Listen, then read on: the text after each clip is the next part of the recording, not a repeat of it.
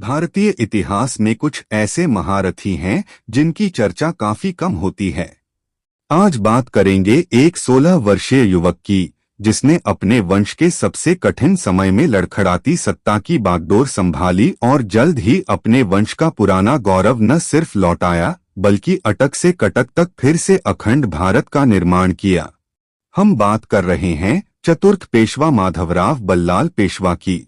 1761 में पानीपत के युद्ध में मराठा शक्ति को भारी नुकसान झेलना पड़ा।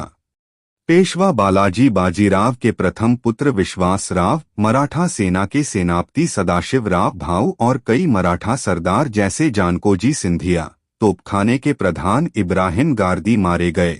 कुछ अनुमानों की माने तो इस युद्ध में 1 लाख मराठे सैनिक भी मारे गए थे। युद्ध के परिणाम के रूप में एक गुप्त संदेश पेशवा बालाजी बाजीराव को इस प्रकार दिया गया।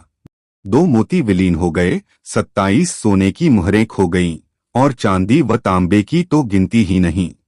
युद्ध के साल भर के अंदर ही पेशवा बालाजी बाजीराव की भी मृत्यु हो गई और इस कठिन समय में 16 वर्षीय माधवराव पेशवा पद पर आसीन हुए। शुरुआत में ही उन्हें अपने चाचा रघुनाथ राव का विश्वासघात भी मिला।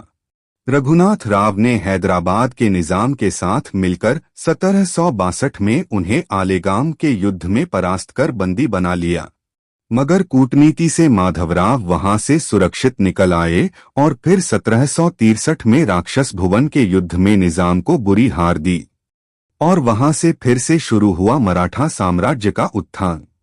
टीपू सुल्तान का बाप हैदर अली 4 अभियानों में माधवराव द्वारा बुरी तरह परास्त हुआ। मालवा तथा बुंदेलखंड पर मराठों का प्रभुत्व स्थापित हुआ। राजपूत राजा विजित हुए। जाट तथा रुहेलों का दमन हुआ। मराठा सेना ने दिल्ली तक अभियान कर मुगल सम्राट शाह आलम को 1771 में फिर दिल्ली के सिंहासन पर बैठाया। इस तरह महज 10 साल में पेशवा माधवराव ने मराठा साम्राज्य के वापस उसी मुकाम पर पहुंचा दिया जहां वह पानीपत के युद्ध के पहले था। चरित्र में माधवराव धार्मिक शुद्धाचरण, सहिष्णु, निष्कपट, कर्तव्यनिष्ठ तथा जनकल्याण की भावना से अनुप्राणित थे। वह सफल राजनीतिज्ञ, दक्ष सेनानी तथा कुशल व्यवस्थापक थे। उनमें बालाजी विश्वनाथ की दूरदर्शिता, बाजीराव की नेतृत्व शक्ति तथा संलग्नता एवं अपने पिता की शासकीय क्षमता थी। मगर जैसा कि कहते हैं, वो भी वही जो राम रचि राखा।